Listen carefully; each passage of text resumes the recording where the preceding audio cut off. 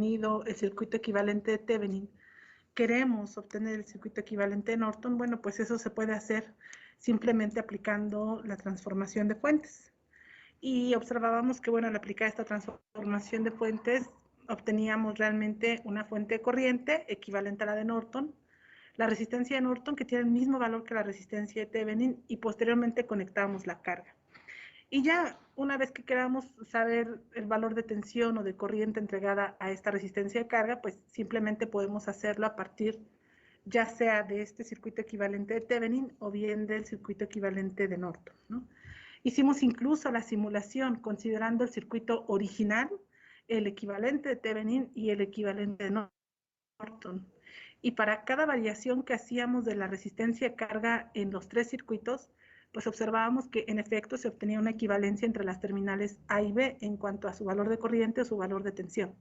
Entonces pudimos observar claramente que, pues demostrar que con un ejemplo ya en el simulador que esta equivalencia se cumple. Ajá. Pero sobre todo pudimos completar con todos los temas que debíamos de considerar para el estudio de este primer departamental. Son muchas herramientas, muchos métodos, muchos teoremas, pues bastantes leyes, estas consideraciones de transformación de fuentes, conversión delta estrella de elementos resistivos o estrella delta, etcétera, etcétera, ¿no? Entonces, con eso pudimos concluir con los temas que corresponden a este primer departamental y les pedí, por favor, que consideraran obtener el circuito equivalente de Thevenin para este ejercicio, ¿no?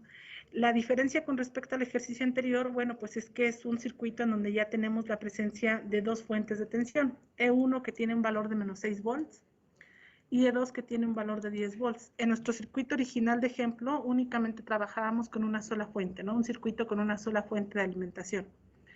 Pero ahora, bueno, tenemos dos fuentes y entonces probablemente haya que aplicar mallas o nodos o superposición, pues para obtener el equivalente de Thevenin. El equivalente de Thevenin se obtiene sobre el circuito que está sombreado. La resistencia de carga, recuerden que pues se retira del circuito al momento de hacer los cálculos de resistencia de Thevenin y tensión de Thevenin, ¿no? Y luego les pedí que una vez que obtuvieran el circuito equivalente, pues cambiaran los valores de esta resistencia de carga, ¿no? Por los 4 que aquí propongo. Y para cada uno de esos valores, pues se midiera, bueno, se calculara la corriente que fluye ahí. Y bueno, eh, para verificar si esos cálculos son correctos y si la obtención de mi circuito equivalente es correcto, pues podría hacerse la sustitución de estos valores en el circuito original para la resistencia de carga o bien llevarlo al simulador y verificar que esos son los valores que se obtienen, ¿no? Finalmente tenemos ya el antecedente del circuito anterior de que, pues sí hay una equivalencia.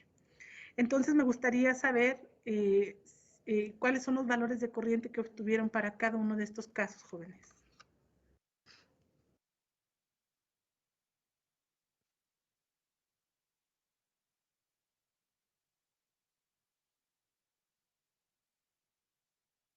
Ok, bueno, al parecer no tuvieron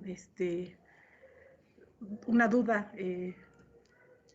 no pude despertar en ustedes pues la duda de cómo se hará, ¿no? ¿Qué pasará? Entonces, pues bueno, se queda este circuito sin solución. Les comenté también el lunes que el día, no creo que desde el viernes pasado, les comenté que este viernes, el día de mañana, viernes 11 de marzo, pues sería nuestro primer examen departamental, que incluye todos estos temas, ¿no? Sí, se los comenté desde el viernes pasado, porque el lunes en realidad fue clase de laboratorio, ¿no? Entonces, esta fecha la planteamos desde el viernes anterior, y bueno, sugerí estos autores como opciones para poder buscar algunos otros circuitos, ¿no? Pues no creo que tampoco los hayan checado si, pues si no hicieron esta tarea. Pues no sé, me gustaría preguntarles si tienen alguna duda con respecto a algún tema y si no, para comenzar con los temas que corresponden al segundo departamental.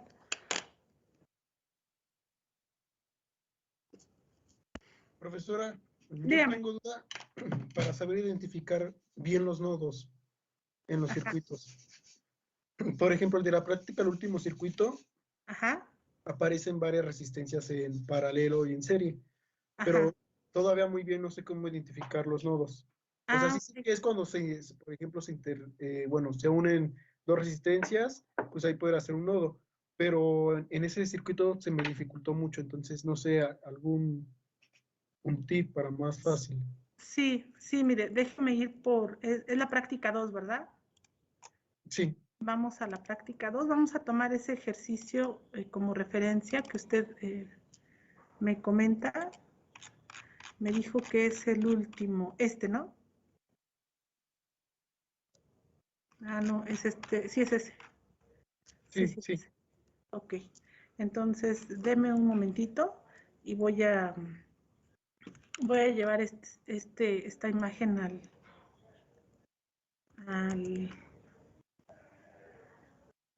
a la,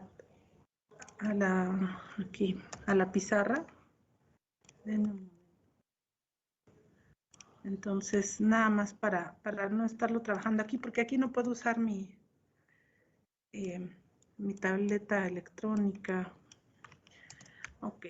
Entonces, mire, estrictamente un nodo se define como la unión de dos o más elementos eléctricos, que pueden ser fuentes o elementos o dispositivos, ¿no? Resistencias capacitivas.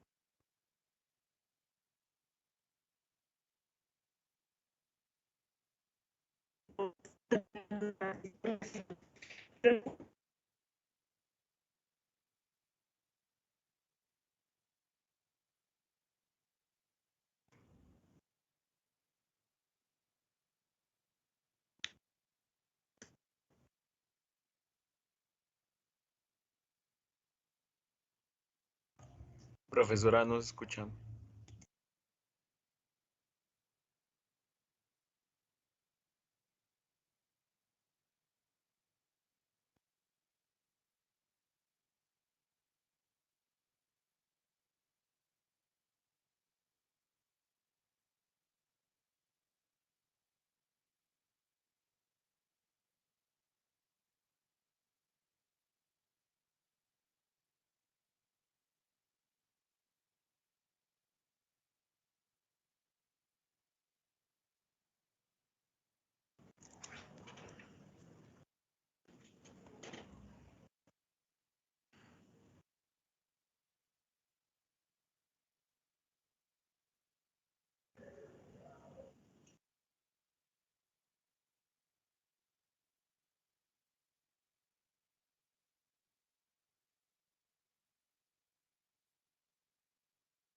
Hola, profe.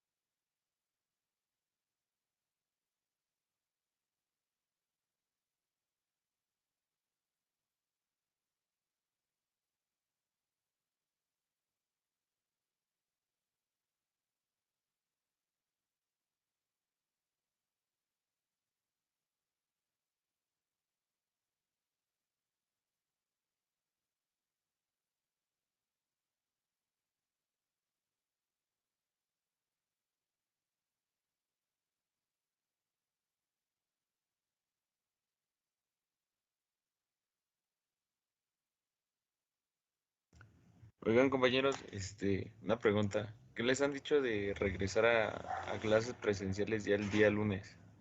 ¿O aún a ustedes nadie les ha dicho nada? A mí me dijeron eso hoy. No, a mí no me han dicho nada, bro. Que al rato decían, según eso. ¿A ti qué A mí más me te dijeron que dijeron? dentro de 15. Que, que ya es un hecho, es que creo tuvieron junta hoy los profesores o ayer, pero que ya es un hecho que vamos a regresar todos el día lunes a clases presenciales. ¿Te Entonces, lo comentó tu profe? ajá, unos profesores que me dieron clase en la mañana y que nada más están esperando el comunicado que ahora sí que la escuela avise.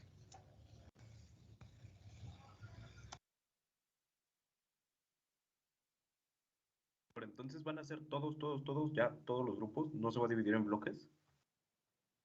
Pues supuestamente lo que me dijeron los profesores era que todos ya íbamos a regresar a presenciales normal, porque en los laboratorios hubo algún laboratorio que aumentó su capacidad. O sea, era como el 30% de alumnos que podía ir al laboratorio y otros ya lo habían aumentado el día lunes al 70%. Entonces, de hecho, pues estábamos en semáforo verde el día lunes, creo. Fue lo que me dijo la profesora. Y ahorita pues ya me confirmaron algunos profes de respecto a que íbamos a regresar el día lunes. Pues hay que ver qué mandan el comunicado, hermano, y ver qué sale ahí, porque también en el PIR habían dicho que las unidades que eran completamente teóricas iban a permanecer así en línea todo el semestre. Digo, esta materia sí es práctica, pero hay que esperar.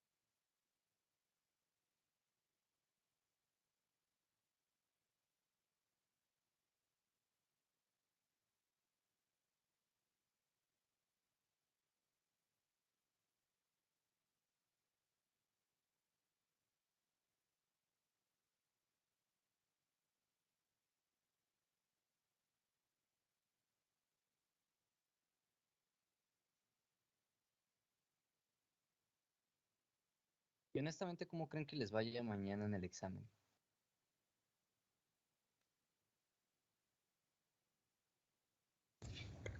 Pues yo digo que más o menos.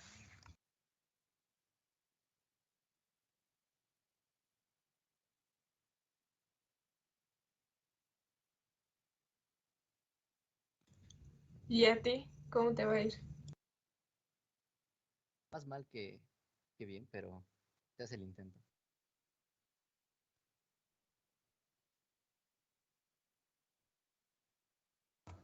Pues todavía se puede hacer el examen en equipo, ¿no? Pues la profa no ha dicho nada de que pues, lo tenemos que hacer con cámara ni nada, así que yo creo que Exactamente. Compañeros, la clase se está grabando. Todo quedó registrado, ¿ah? Ya regresé. Está bien, profesor. ¿Va? Ya vieron todo lo que dijeron de mí, se quedó grabado. No, no fue nada malo, solamente tengo una No es duda. cierto. Estamos hablando del regreso, profe. Profesor, ¿usted con su junta qué le dijeron? ¿Que íbamos a regresar a presenciales? Mire, lo que pasa es que me dieron información, pero pues sí nos pidieron que no la difundiéramos porque aún es información que no ha sido aprobada por el Consejo.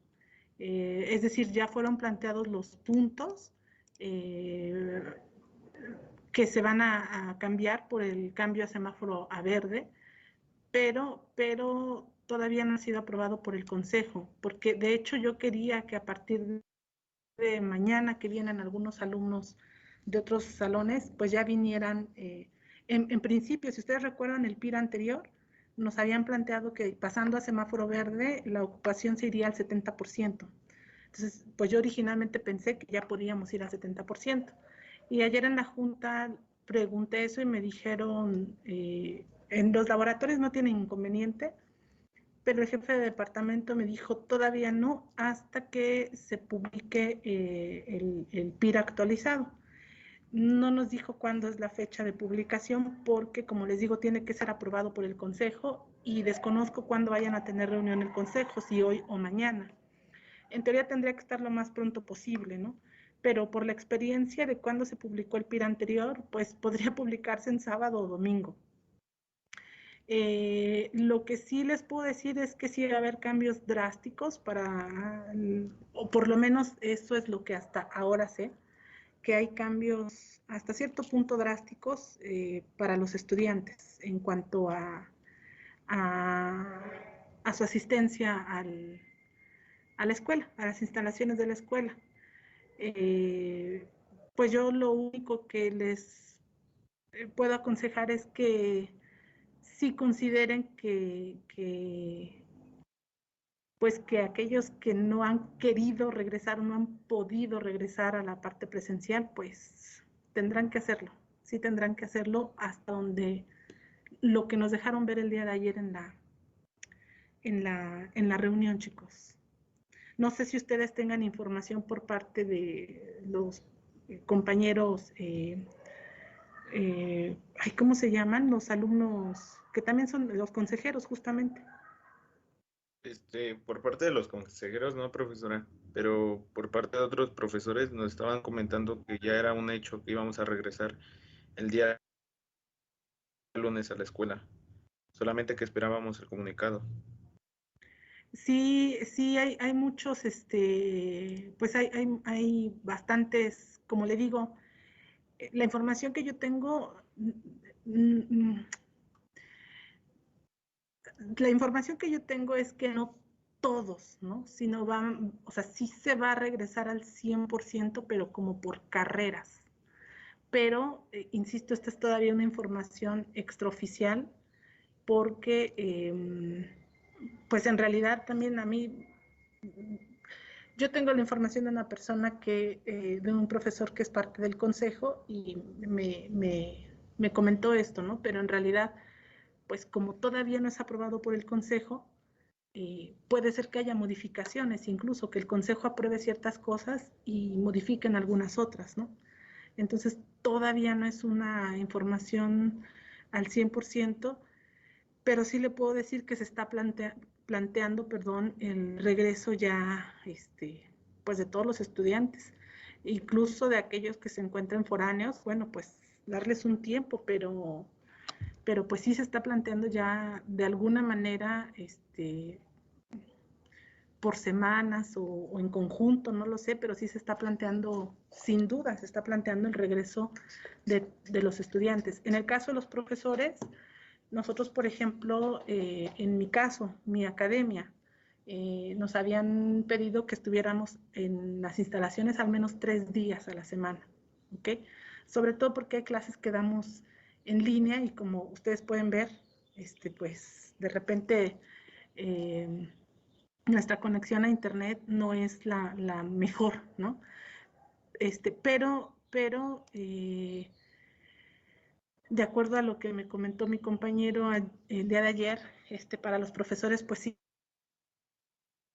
se requiere la asistencia 100% presencial durante nuestra jornada completa de trabajo. Entonces, así como hay ese cambio drástico para los profesores, pues también hay un cambio drástico para los estudiantes, pero todavía no, por lo menos yo no tengo la certeza de exactamente, o sea, si ya el lunes todos se presentan o les van a dar tiempo una semana más, o primero los de Meca y luego los de Tele y luego los de Biónica, no, todavía falta que lo apruebe el Consejo.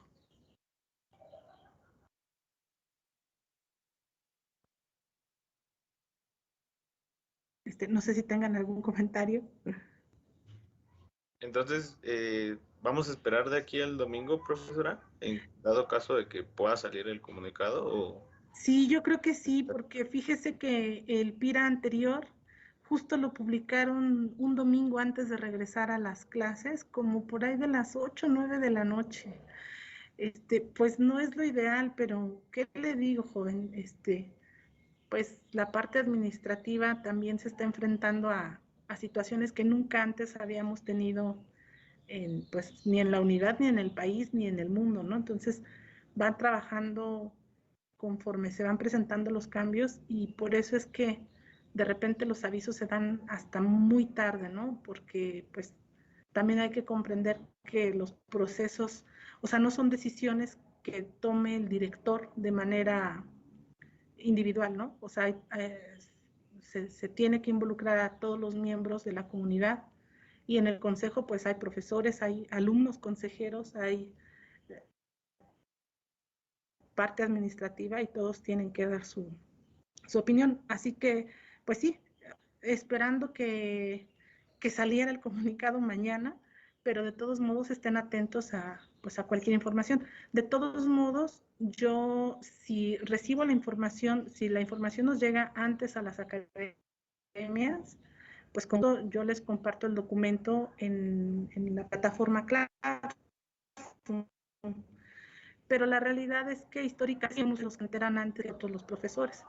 Entonces, siempre son los primeros en recibir las noticias y siempre son los primeros que nos están diciendo a nosotros, ¿no? Hay cosas que de repente sabíamos y gracias a ustedes nos enteramos.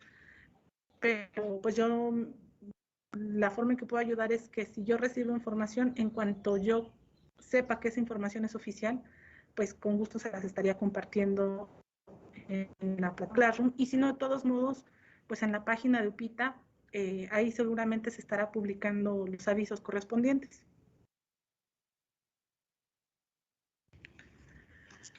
Ok. Está bien, profesora, gracias. Sí, por nada, joven. Bueno, miren, estaba con otra duda, voy a retomar esa duda. Le comentaba a su compañero, quien me planteó la duda, que estrictamente cuando nosotros hacemos la definición de nodo, este nodo es la unión de dos o más elementos. Así que si nosotros al aplicar análisis nodal utilizáramos esa definición, entonces aquí tendríamos un nodo y todo es un alambre. Así que ese nodo es exactamente el mismo que este punto, porque no hay ningún elemento eléctrico, resistivo, capacitivo, inductivo o fuente que nos esté interviniendo en esos dos puntos, ¿no? Aquí, por ejemplo, hay la unión de otros más de dos elementos, o dos al menos. Tenemos a R3, a R4, y luego todo este alambre que nos deja ver que este es un mismo punto, pero que está conectado además con R6 y con R7. Pero si somos estrictos, entonces este nodo, por ejemplo, aquí tenemos un punto de unión de dos elementos. ¿Ajá? Y un nodo se define como el punto de unión de dos o más elementos. Así que estrictamente aquí hay un nodo. ¿Okay? Estrictamente también del lado derecho superior, aquí hay otro nodo. Y estrictamente aquí aquí habría otro nodo. Ajá. Sin embargo, aunque la definición de nodo estricta me dice que este se define como la unión de dos o más elementos eléctricos, cuando trabajamos con análisis de nodos, lo más apropiado es considerar que un nodo es el punto de unión de tres o más elementos eléctricos. ¿Por qué? Porque fíjese, si yo considero, incluyendo a los nodos que tracé en color rojo, pues yo tendría que obtener 1, 2, 3, 4, 5 ecuaciones. Ajá. Pero si solamente considero a un nodo como la unión de tres o más elementos eléctricos, pues entonces el número de ecuaciones se reduce a 1 y 2. ¿Okay? Aparte de mi nodo de referencia, que es el nodo con respecto al cual voy a estar calculando. Pero fíjese, logré reducir de 5 a 2 ecuaciones. Entonces, insisto, aunque estrictamente la definición es el punto de unión entre dos o más elementos, al aplicar análisis nodal, lo más apropiado es considerar que un nodo es el punto de unión entre tres o más elementos, ¿ok? Y eso me lleva a reducir mi sistema de ecuaciones y pues en consecuencia a hacer un análisis mucho más sencillo. Ahora, ¿qué es lo que yo les recomiendo para la identificación de los nodos? Bueno, lo primero es identificar al nodo de referencia. Siempre su ubicación es muy importante. Entonces, a mí, pues la verdad, siempre me ha gustado desde que era estudiante trabajar con colores. Yo sé que no a todos les agrada trabajar con colores, pero para mí fue algo que me ayudó mucho. Entonces, yo identifico a mi nodo de referencia y todo aquel elemento que esté conectado a ese nodo a ese punto forma parte del mismo nodo. Entonces, yo aquí tengo mi punto de referencia y entonces este es mi nodo de referencia porque es el que está directamente conectado a ese diagrama de tierra, ¿ok? Pero, pues observe que todo lo que está del lado derecho inmediato a este nodo, pues es un alambre como tal. Así que ese nodo de referencia se ha extendido hasta este punto. Y lo que está en el lado izquierdo también resulta ser un cortocircuito, es un alambre. Así que ese nodo de referencia se ha extendido acá. Entonces, todos estos puntos están conectados al mismo punto, que es la referencia. Entonces, da igual que yo dibuje estos diagramas de referencia o no. Lo que es importante saber es que existe ese punto de unión entre ellos.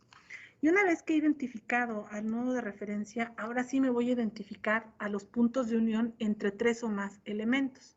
Y a cada uno, pues lo manejo con un nombre diferente o con un color diferente. Por ejemplo, veíamos hace un momento, en la parte superior izquierda vemos claramente, incluso cuando usted utiliza el simulador, que es una gran ayuda a lo que hace el simulador, pues en los puntos de unión donde hay tres o más elementos, claramente se deja ver una bolita. Esa bolita pues me deja ver que claramente ahí hay un nodo, ¿no? Hay un punto de unión. Y ese punto de unión tiene contacto con una de las terminales de R3, de R2 y con una de las terminales de la fuente E1. Así que todo este que está en color azul, pues va a ser mi nodo 1 o nodo A o nodo X, como usted lo quiera llamar. Y luego al otro nodo, pues simplemente lo planteo con otro color. Aquí veo en la parte superior central un puntito que me indica el punto de conexión de tres o más elementos y de nueva cuenta observo con quién está relacionado, pues con R3, con R4, del lado derecho con un cortocircuito que llega a involucrar hasta R7 y a R6 en su terminal superior. Entonces, todo este va a ser mi segundo nodo o nodo B o como yo lo quiera llamar. Pero a mí me parece que ya trazándolo así con colores, es más, si no quiere utilizar colores, lo único que puede hacer, por ejemplo, en el caso de B1, es pues sombrear, digamos. Sombreo a todo esto que forma parte del mismo punto de unión. Y todo esto que se encuentra sombreado, pues es uno de los nodos, ¿no? Y luego, en el otro caso, pues también sombreo ¿no? En lugar de utilizar colores, si no son partidarios de utilizar colores, no importa. Bueno, sombreo toda esta región, toda esta área, y todo eso me deja ver que estamos hablando de un mismo punto. Pareciera que por la distribución son dos puntos diferentes, pero en realidad ese alambre que se conecta entre este puntito y este otro, pues me deja ver que es el mismo nodo, ¿no? Entonces, una vez que los identifico, asigno un nombre y pues no hay de otra. Ya, o sea, es todo lo que, pues, lo que yo le sugeriría que hiciera para la identificación de sus nodos. El resto viene un poco, pues, con la práctica, ¿no? Como les decía, esta materia es una materia que no se aprende en teoría. En teoría todo queda muy bonito, pero ya al momento de la práctica, ahí es donde viene. Cuando yo quiero implementar esto en la tablilla, ahí es donde vienen las primeras dudas, ¿no? Y aquí, ¿cuál es el nodo? O sea, ¿cómo identifico esos nodos?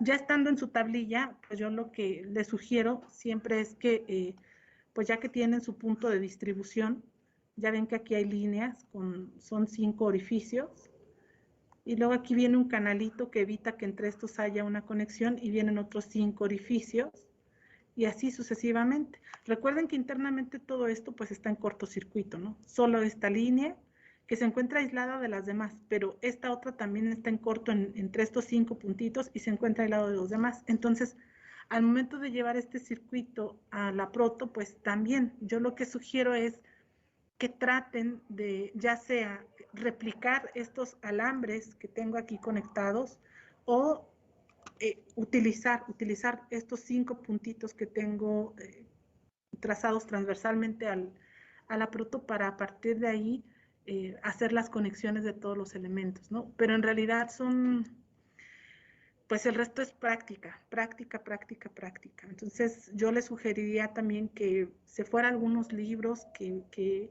vaya identificando con otros ejercicios, ¿no? El número de nodos, porque estos son ejercicios muy sencillos, pero hay otros un poco más complicados. Entonces, pues espero haberle ayudado en algo con esta explicación, joven. Sí, profesora, gracias. Ok, ¿hay alguien que tenga alguna otra duda, jóvenes?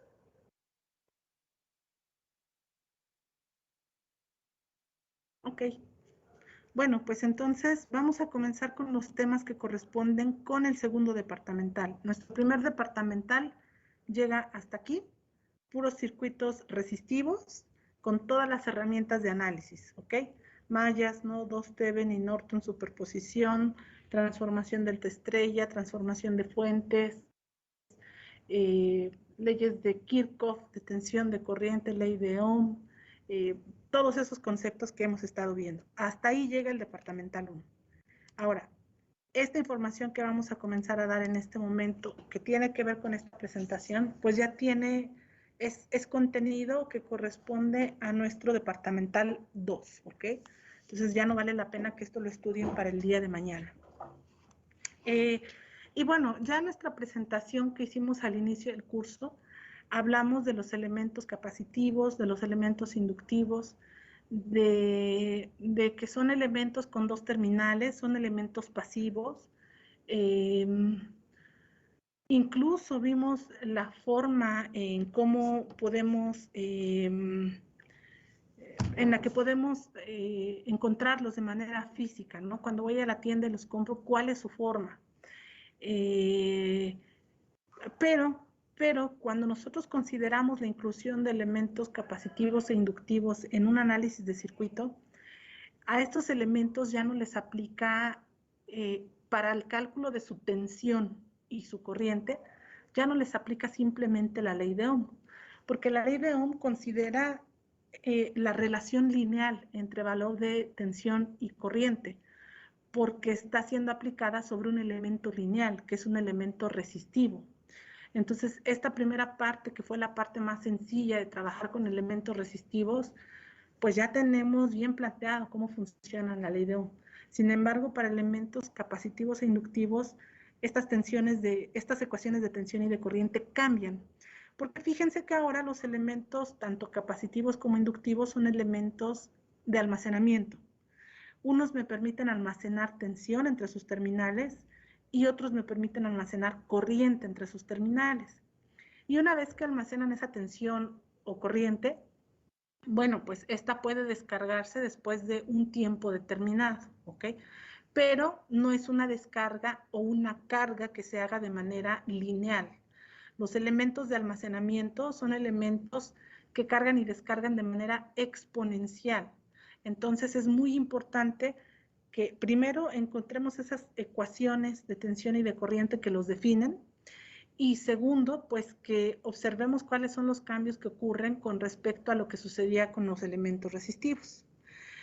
Y entonces, bueno, ya en su momento esta misma diapositiva la presentamos en otra clase, donde la retomo únicamente para recordar que un elemento capacitivo está conformado por dos terminales, ambas asociadas a dos placas conductoras, separadas entre sí y colocadas de manera paralela, y separadas entre sí por un material dieléctrico, es decir, un material que no permite el flujo de corriente, ¿ok? Un material aislante.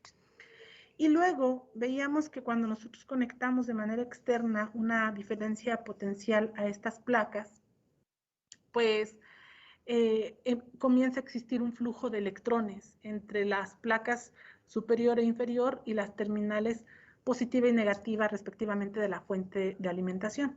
Y este flujo de electrones además se lleva a cabo de manera externa, y en aquella ocasión recuerdo que sí fui muy enfática en eso. Este flujo de electrones se da de manera externa al elemento capacitivo, es decir, a través del material dieléctrico no existe este flujo de electrones, ¿ok? Este flujo de electrones se da a través de los alambres que conectan externamente a la fuente con las terminales de mi elemento capacitivo. Y ese flujo de electrones además para cuando este elemento capacitivo sea cargado a su valor máximo. Y eso sucede cuando la carga neta positiva de una de sus placas iguala a la carga neta negativa de la segunda placa. Y en ese momento entonces el capacitor ha almacenado el mayor valor de tensión que puede entre sus terminales. ¿De qué va a depender ese valor de tensión que puede almacenar? Pues de cómo esté conectado con respecto a la fuente. En este caso, noten que está conectada en paralelo, y entonces el valor al que se va a cargar este capacitor pues va a ser el mismo que le entregue la fuente. Pero cuando este capacitor ya es incluido en un circuito que además de las fuentes de alimentación contiene a otros elementos resistivos, pues primero hay que analizar ese circuito para saber a qué valor final se va a cargar el capacitor, porque evidentemente, a menos que esté conectado en paralelo a la fuente, pues este capacitor ya no se va a cargar al mismo valor de la tensión, ¿ok? Recordando también que la capacitancia entonces se define como una medida de la cantidad de carga que un capacitor puede almacenar entre sus terminales por unidad de tensión, es decir, dependiendo del valor de la tensión que nosotros conectemos a ese circuito. Y las unidades están dadas en farads. Ahora bien, considerando esto, si ustedes observan esta ecuación nos dice que la capacitancia es igual a la carga con respecto al tiempo, ¿ok? De modo que de esta ecuación nosotros podríamos despejar y definir que la carga de un capacitor es igual a su capacitancia por el valor de la tensión, ¿ok? Tomando en cuenta este despeje que acabamos de hacer, pues ahora lo apropiado es encontrar sus ecuaciones de tensión y de corriente. Si nosotros recordamos, la definición de corriente en un elemento eléctrico se define como la razón de cambio de carga con respecto al tiempo, es decir, como la cantidad de electrones que pasan a través de ese elemento con respecto al tiempo, ¿ok? Así que estrictamente la corriente se define como la derivada de la carga con respecto al tiempo. Pero del despeje que hicimos anteriormente, recuerden que decíamos que la carga era igual al producto de la capacitancia por la tensión. Entonces, a este producto lo sustituyo en lugar del valor de la carga. Y al sustituir, entonces obtendría que la corriente es igual a la derivada de C por la tensión del capacitor con respecto al tiempo. Y el valor de la capacitancia es un valor constante, es decir, sí podemos encontrar elementos capacitivos variables, pero generalmente una vez que establezco el valor de ese capacitor variable, pues esa capacitancia permanece en mi sistema, ¿ok? De modo que a pesar de que tengamos la opción de variar el valor capacitivo del elemento, pues una vez que elijo ese valor, generalmente se queda planteado como tal. Entonces, considerando que la capacitancia es un valor constante, pues sale de la derivada. Y al salir de la derivada, pues obtenemos esta ecuación, ¿no? La que nos dice que la corriente en el capacitor con respecto al tiempo es igual al valor de la capacitancia por la derivada de la tensión que hay entre las terminales del elemento capacitivo con respecto al tiempo. Y esto obviamente dado en amperes. Y entonces aquí lo primero que debemos plantearnos, jóvenes, es lo siguiente. ¿Qué pasa si este valor de tensión es constante? ¿A qué es igual la derivada?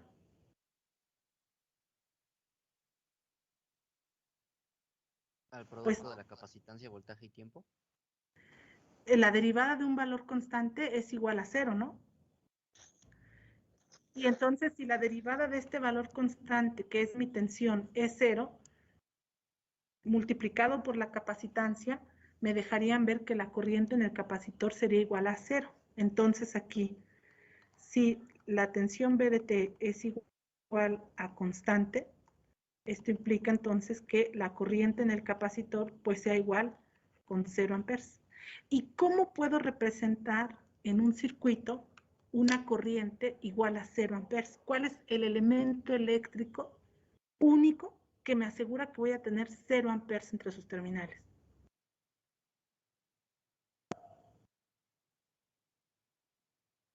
Un circuito abierto, ¿no? Cuando yo tengo un circuito abierto, entonces no importa cuánta cantidad de corriente quiera hacer pasar a través de esos dos puntos, esa corriente nunca va a atravesar esos dos puntos. Un circuito abierto es el equivalente a una altísima resistencia. Entonces, mientras más alta sea la resistencia, pues menor corriente atraviesa entre sus terminales. Cuando hablamos de un circuito abierto de manera ideal, nos referimos a una impedancia o resistencia infinita. Entonces, esa resistencia es infinita, pues prácticamente el valor de la corriente sería 0. Y entonces, eso sucede cuando la tensión aplicada entre las terminales del capacitor es constante. Por eso se dice que ante el efecto de una tensión de corriente directa, el capacitor se comporta como un circuito abierto, pero solo ante corriente directa, jóvenes, y solo después de cierto tiempo. Más adelante vamos a hablar de cuánto tiempo debe de pasar para que eso suceda. ¿Ok? Ahora, esta entonces es la ecuación que va a definir a la corriente en nuestro capacitor. Esta. Por favor, anótenla, apréndansela, hagan planas, lo que tengan que hacer, pero es muy importante que la recordemos, porque de aquí a que termine el curso, es una ecuación con la que vamos a estar trabajando constantemente, ¿ok? Ahora, de esta ecuación de la corriente del capacitor, se puede despejar a la tensión. Y si despejamos a la tensión y luego integramos en los intervalos apropiados en ambos lados de la igualdad, pues entonces podemos encontrar, la ecuación de la tensión del capacitor. Y esta ecuación, al hacer ese proceso, resulta ser esta. La tensión en el capacitor es igual a 1 en C, integral de T0 a T, de la corriente I de T de T, más B de T0. ¿Dónde está B de T0, jóvenes? Pues se refiere a una condición inicial de carga. ¿Ok? Es decir, si para el intervalo T que yo quiero analizar resulta que el capacitor ya venía cargado previamente, bueno, pues entonces debo de considerar que además de del valor de tensión que va a registrar durante ese intervalo, bueno, pues ya venía cargado previamente con esta condición inicial. El caso más sencillo se da cuando pues el capacitor no se ha cargado previamente, es decir, cuando esta condición inicial es igual a 0. Y si esta condición inicial es igual a 0, pues lo único que me queda como tensión del capacitor es el término que contiene a la integral, ¿ok? Pero, insisto, es el caso más sencillo, no siempre sucede así, ¿ok? Ahora, la integral de T0 a T, yo debo de definir el intervalo de valores para el que voy a trabajar. Y T subíndice 0 generalmente es igual a 0. Cuando nosotros comencemos a analizar nuestros circuitos para los diferentes análisis que vamos a ver con estos elementos, pues yo siempre les propongo que imaginen que marquemos una línea de tiempo y que entonces nuestro análisis va a estar en función de la llegada del tiempo t igual con 0. Este tiempo t igual con 0 es este t subíndice 0 que yo estoy planteando aquí. Hay análisis que haremos para conocer los valores de los elementos de su carga justo en los bordes, ¿no? Antes de que llegue t igual con 0 y justo después de que pasó t igual con 0. Y hay otros análisis que haremos para todo tiempo mayor a 0, ¿ok? Pero siempre tendremos como referencia el instante t igual con 0. Por eso es que dentro de esta integral, los intervalos apropiados pues van desde 0 hasta un valor de tiempo determinado, ¿no? Puede ser 3 milisegundos, 27 microsegundos, 100 milisegundos, 2 segundos. Ajá, o sea, nosotros tendríamos que definir este límite superior, ¿ok? Pero bueno, lo que nos interesa aquí es la expresión de tensión en el capacitor, ¿ok? Esta es la tensión en el capacitor, ¿sale? Entonces, ecuación de corriente, ecuación de tensión. Noten cómo, insisto, ya no se rigen por la ley de Ohm, ¿ok? Y estas ecuaciones son muy importantes de ahora en adelante. Ahora, en función de esas ecuaciones es que nosotros podemos definir cuál es el efecto de conectar en serie a los elementos capacitivos o bien en paralelo. El primer ejemplo lo vamos a ver con una conexión en paralelo de estos elementos. Imaginemos que tenemos esta corriente, una fuente independiente que nos entrega corriente, y en paralelo a ella conectamos N capacitores, ¿no? Capacitor 1, capacitor 2, capacitor 3, hasta el capacitor N. Entonces, esta corriente de la fuente independiente fluye y al llegar al nodo de la parte superior, que es todo este, pues se distribuye por los diferentes caminos, ¿ok? Formando así la corriente en el capacitor 1, en el capacitor 2, hasta el último capacitor conectado en paralelo. Entonces, evidentemente, en la parte inferior tengo la conexión de mi punto de referencia. Bajo esta conexión, solo tengo un nodo de interés aparte del nodo de referencia, ¿ok? Por lo tanto, lo apropiado para analizar este circuito sería aplicar una ley de corrientes de Kirchhoff a este nodo de la parte superior. Acuérdense que cuando aplico análisis de nodos o una ley de corrientes de Kirchhoff, lo que algunos autores nos proponen para hacer un análisis mucho más sencillo es que cualquier valor de corriente que esté asociado a ese nodo y cuyo valor desconozca, pues asumo que sale del nodo, ¿ok? Aquí claramente la corriente de la fuente independiente está llegando al nodo, está entrando, pero desconozco las corrientes en todos los elementos capacitivos, así que asumo que todas estas salen. Por eso tracé estos sentidos de las flechitas que acompañan a cada una de estas corrientes.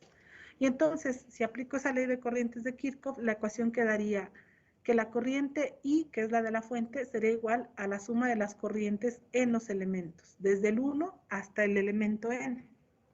Y luego, conociendo las ecuaciones de corriente de estos elementos que en la diapositiva anterior obtuvimos esta ecuación, la retomo y sustituyo, de modo que la corriente del capacitor 1 es igual a C1 por la derivada de la tensión entre sus terminales.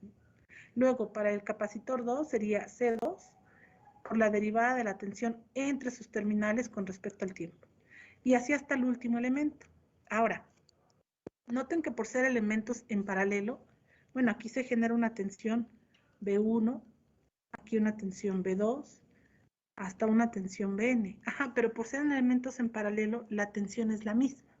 Entonces yo puedo concluir que la tensión en el capacitor 1 es igual a la que hay en el capacitor, igual a la que hay en el capacitor N, y yo la voy a definir como la tensión B, que es esta que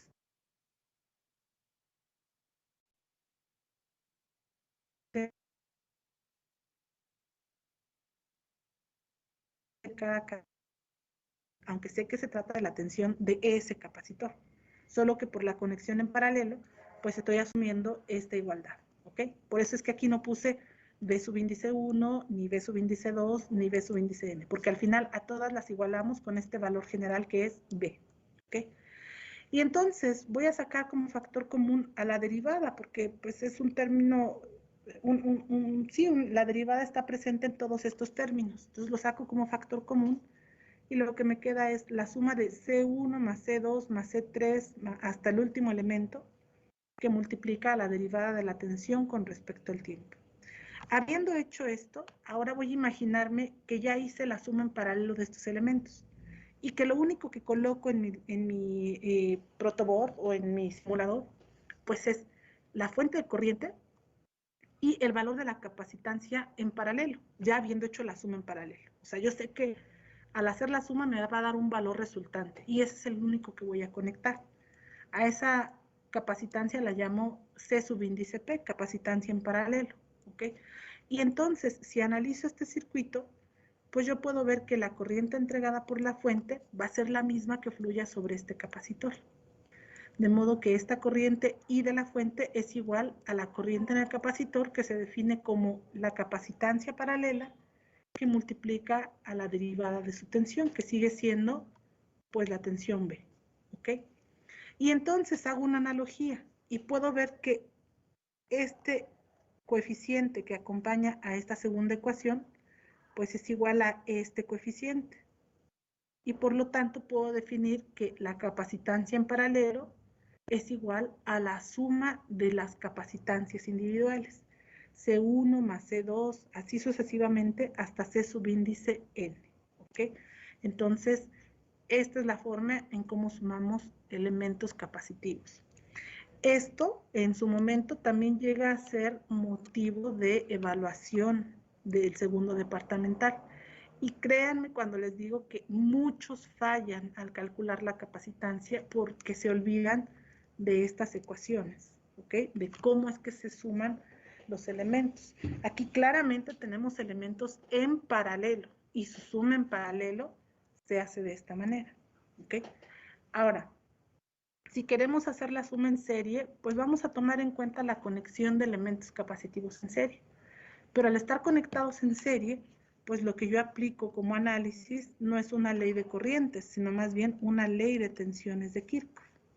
Claramente la terminal positiva de esta fuente me entregará una corriente en este sentido, que al atravesar a cada elemento capacitivo me deje estas marcas de polaridad y genere entre sus terminales una diferencia de potencial. Aquí puse B subíndice N porque este capacitor es un capacitor N, ¿no? Aquí obviamente se conectan tantos en serie como yo lo requiera. Y entonces al aplicar la ley de tensiones de Kirchhoff, pues lo que voy a hacer es la suma de valores, ¿no? La tensión de la fuente va a ser igual a la suma de valores de tensión que cae en cada uno de los elementos capacitivos. Y si sustituyo la ecuación de la tensión de cada capacitor, tendría lo siguiente. Para el capacitor 1, su ecuación de tensión sería 1 en C1, integral de T sobre T, de la corriente que fluye a través de él, más su condición inicial. ¿Okay? Esto corresponde solo al capacitor 1. La corriente que fluye a través del capacitor 1 es la misma que hay en el capacitor 2 y en el último capacitor, porque todos están conectados en serie. Por eso aquí no pongo I subíndice 1, I subíndice 2, y me refiero a ella como la corriente I, simplemente. ¿Ok?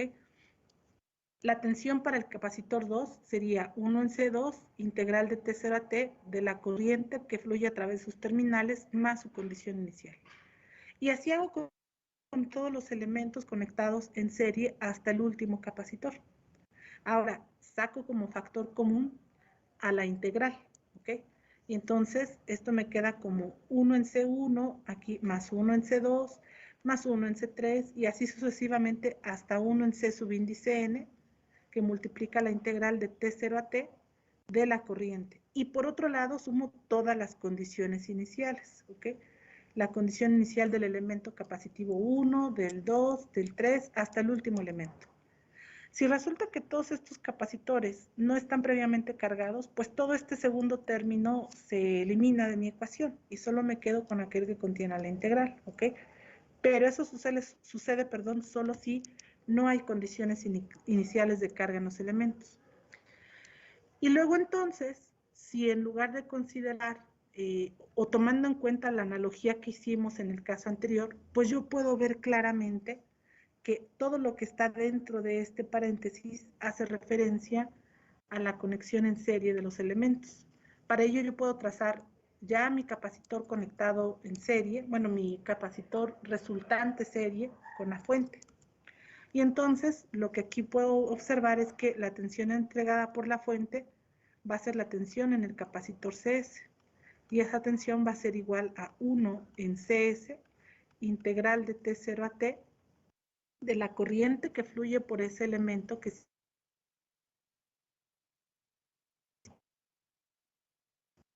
más la condición inicial de carga, ¿no? Y entonces, si hago una analogía entre esto que está dentro del paréntesis para mi primera ecuación y este coeficiente que acompaña la integral de este circuito del inciso B, pues entonces puedo ver que 1 en CS es igual a 1 en C1 más 1 en C2 más 1 en C3 hasta el último elemento conectado en serie. Entonces, esta es la manera en cómo se suman en serie los valores de los elementos capacitivos. Obviamente aquí, si tengo la suma de dos elementos nada más, si lo quiero cortar aquí hasta dos elementos, pues tendría 1 en CS igual a 1 en C1 más 1 en C2. Y entonces, esto quedaría como de esta manera. Y por lo tanto, CS sería igual a C1 por C2 entre C1 más C2. ¿Ok? Esto solo aplica pues para dos capacitores, ¿no? Obviamente esta ecuación va a cambiar dependiendo de si considero 3 o 4 o 5 capacitores.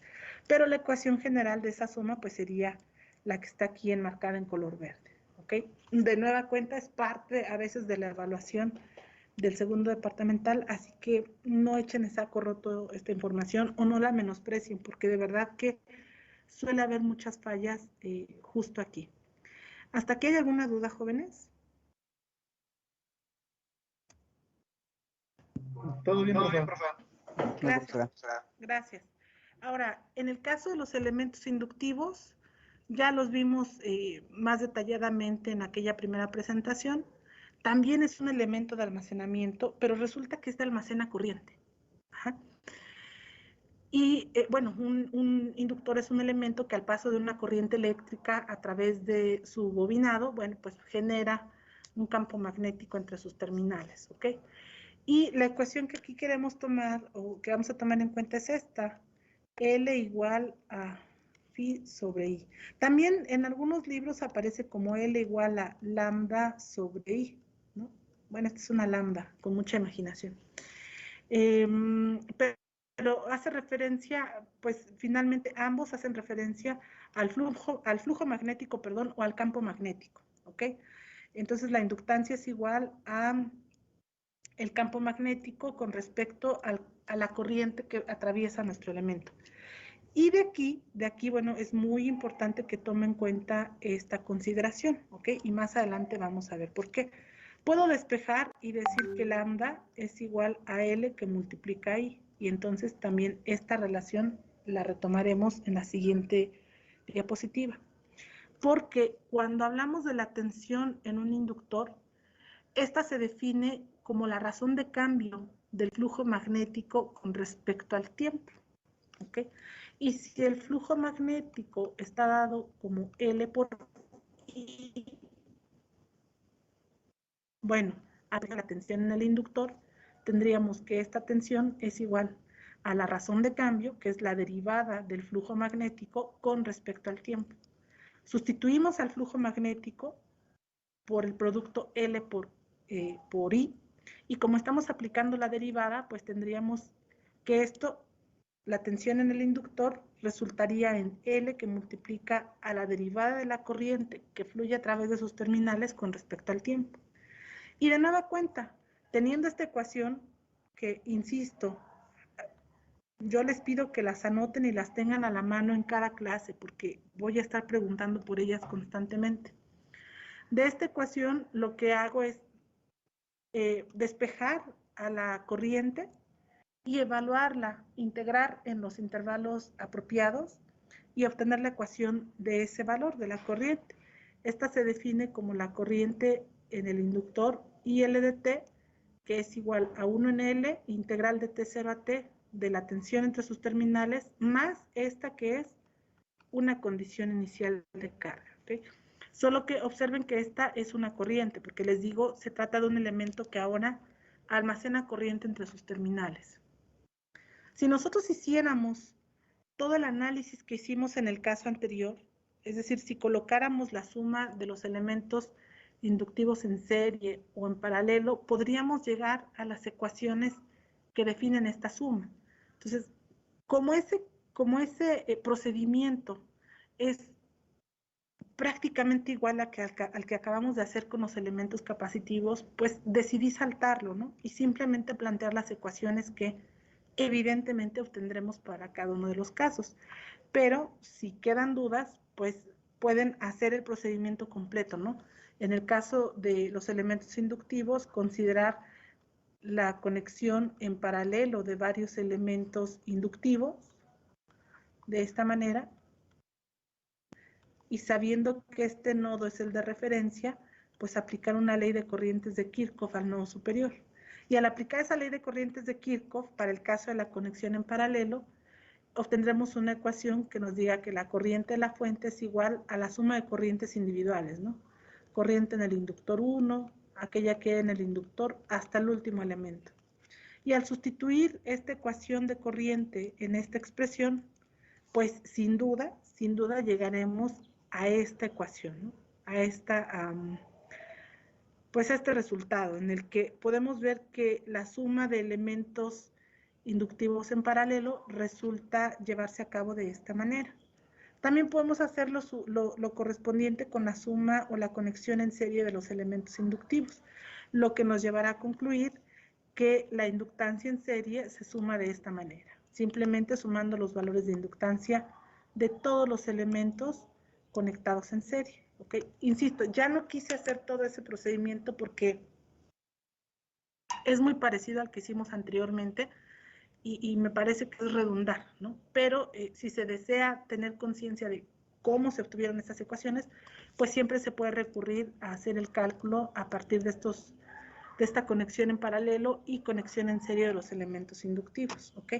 Estas ecuaciones también muy importantes, jóvenes, porque lo que sucede es que en el examen a veces les pongo a sumar elementos inductivos y elementos capacitivos, tanto en serie, o sea, pongo una conexión serie paralelo y ustedes tienen que obtener el valor total de esa inductancia o de esa capacitancia, ¿no?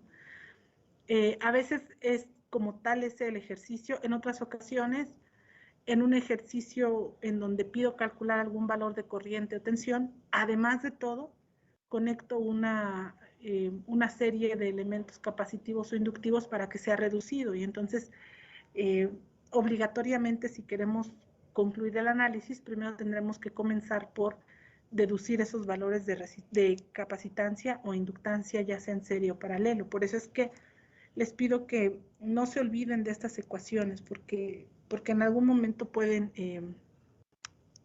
involucrarse en el análisis de los circuitos que vamos a llevar a el examen. ¿Ok? Hasta aquí, jóvenes, ¿hay alguna duda? Ok. Bueno, entonces vamos a hablar un poco sobre las constantes de tiempo, porque al principio de la presentación les dije, estos son elementos que se cargan a un valor de tensión o de corriente respectivamente, ¿no? Pero esa carga no se hace de manera inmediata. En los elementos resistivos, por ser elementos lineales, pues cuando yo cambio el valor de la tensión que alimenta a mi circuito resistivo, inmediatamente, así instantáneamente, existe un cambio en el valor de la corriente y tensiones en esos elementos resistivos. Pero en el caso de los elementos de almacenamiento eso no sucede. A nuestros elementos de almacenamiento les toma cierto tiempo cargarse a un valor determinado o descargarse por completo si es que ya estaban previamente cargados. ¿Cuánto tiempo se tardan? Pues lo primero que debemos de definir es el valor de la constante de tiempo para ese arreglo. En el caso de un capacitor, la constante de tiempo se define como el producto de la resistencia por la capacitancia. Claro, cabe mencionar que esta resistencia es una resistencia total, ¿no? O el valor de una resistencia total o equivalente de todo el circuito. En un circuito muy sencillo, yo podría proponer un elemento resistivo, un elemento capacitivo y pues una fuente de tensión. Y entonces aquí, si este es R y este es C, pues evidentemente la constante de tiempo tau será igual al producto de estas dos. Pero ¿qué pasa si en lugar de poner un circuito así de sencillo, propongo un circuito mucho más rebuscado, donde sí tengo la presencia de un elemento capacitivo, pero también más elementos resistivos en mi, aquí vamos a poner otra resistencia, más elementos resistivos en mi circuito. Entonces, aquí la constante de tiempo tiene que considerar el producto de la capacitancia, sí, pero de la resistencia equivalente, es decir, aquella que aportan en total todas y cada una de estas resistencias conectadas a nuestro circuito. ¿Ok? Por eso es que aquí consideren que esta resistencia se refiere a la resistencia equivalente que el circuito por completo aporte, ¿ok? No solo a un solo valor de resistencia, sino a una resistencia total, ¿ok? En el caso del inductor, la constante tau, que es la constante de tiempo, se define como el cociente entre la inductancia con respecto al valor de la resistencia. Nuevamente, consideren que esta resistencia, dependiendo del circuito, es una resistencia equivalente, ¿ok? Si en mi circuito solamente existe un valor resistivo, bueno, pues será el valor de esa única resistencia. Pero si existen más elementos resistivos, pues primero habría que obtener el valor de la resistencia total o equivalente de ese circuito completo, ¿ok? Estos elementos se cargan de manera exponencial y se descargan de manera exponencial. O sea, la carga es exponencial creciente y la descarga exponencial menguante. Y si nosotros vamos a la bibliografía, los autores nos dicen que ya sea un circuito resistivo capacitivo o un circuito resistivo inductivo, en ambos casos, a nuestros elementos de almacenamiento capacitor e inductor les toma 5 constantes de tiempo cargarse por completo o descargarse por completo.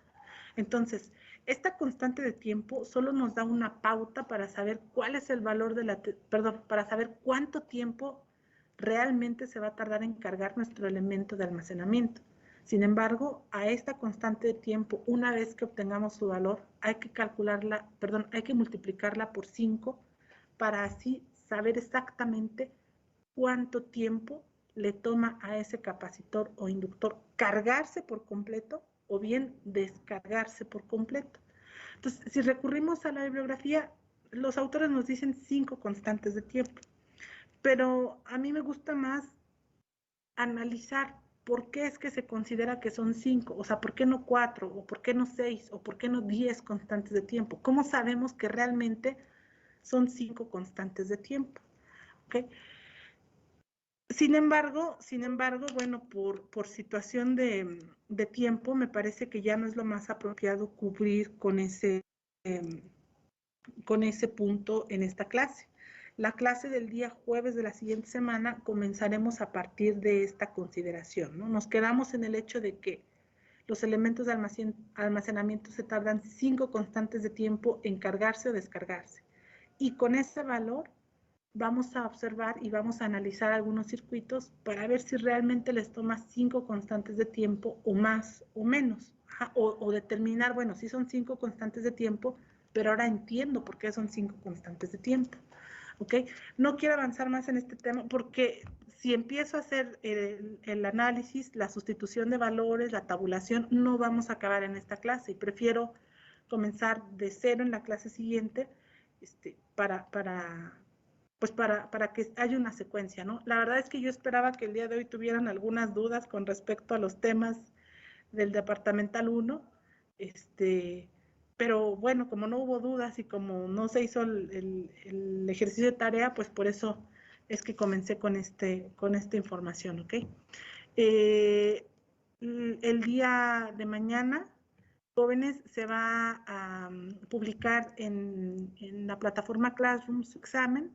Todavía no sé cuántos ejercicios, todavía no sé si va a ser un formulario que ustedes puedan llenar y listo, o si va a ser, si voy a subir un documento en PDF con ejercicios para que ustedes desarrollen y luego suban su evidencia. Aún no lo sé, pero puede suceder cualquiera de las dos cosas, ¿no? Así que estén preparados, por favor. Eh, por favor, tomen sus precauciones con respecto a la conexión a Internet, con respecto al tiempo. El examen dura 1 hora y media, que es lo que dura nuestra clase. Sí es un examen muy sencillo, incluso les pongo ahí la nota. Este examen está para resolverse en tanto tiempo y entonces a tal hora, pues se cierra el examen, ¿no? Ya no se permite la entrega de más evidencias o simplemente desactivo la recepción de respuestas en el formulario, ¿ok? Pero todo va a venir muy explícito en las instrucciones del examen, ¿sale? Entonces, por favor, lean bien las instrucciones del examen. Yo voy a estar pues al pendiente, pues no tengo otra cosa que hacer, estoy trabajando a final de cuentas, así que voy a estar al pendiente de si tienen alguna duda, pero esas dudas que voy a atender son en cuestión de que a lo mejor no se comprenda lo que se pide en un enunciado, o que no se alcance a ver el valor de una resistencia, o que se me olvidó escribir el valor de la fuente de tensión en el circuito X, o sea, ese tipo de dudas. Pero dudas como aquí cómo se resuelve o cómo calculo esto, pues evidentemente eso no. No nos vamos a conectar, no va a haber sesión a través de Teams. O sea, estas dudas que yo voy a atender, las voy a atender a través de la plataforma Classroom. Ustedes, si tienen dudas, me pueden dejar un mensaje individual, un mensaje privado en la asignación del examen y yo inmediatamente lo voy a contestar. Yo voy a estar aquí en la escuela y pues voy a dar respuesta a sus preguntas que se generen a lo largo del examen, ¿no? En el periodo del examen. Lo que sí, jóvenes, es que no recuerden, si entregan fuera del horario, ya no lo considero. Por favor, no me escriban para explicarme nada. Entregan fuera del horario y para mí eso es un 0. ¿Qué pasó por qué eso sucedió? Yo les pido de verdad que no me escriban dándome explicaciones porque no es mi objetivo. Pues no. Tengan conciencia de eso, midan bien su tiempo, no entreguen en el último minuto, por favor, no entreguen en el último minuto, dense un tiempo de 5 minutos antes de que termine el examen, si es que necesitan verificar sus respuestas, lo que sea, dense un tiempo, pero no me entreguen en el último minuto, porque si la entrega se marca fuera de tiempo, pues simplemente ya consideren un 0 ahí asignado, ¿ok? Y el día lunes, pues como el día de mañana no nos vemos, el día lunes vamos a continuar. No, el día lunes se hace la práctica 3 ya sería, ¿no? La práctica 3 es de, déjenme ver, aquí tengo, la práctica 3 es de teorema de superposición y teorema de Thevenin, ¿ok? El día de mañana, por la mañana, voy a estar publicando esa práctica. Acuérdense que básicamente la única diferencia en cuanto al material que deben de traer, pues son elementos resistivos, ¿ok? O sea, las fuentes y eso están aquí en el laboratorio. Pero como mañana no nos vemos, pues me gustaría pedirles que en este momento levanten la manita a aquellos que van a venir el día lunes al laboratorio.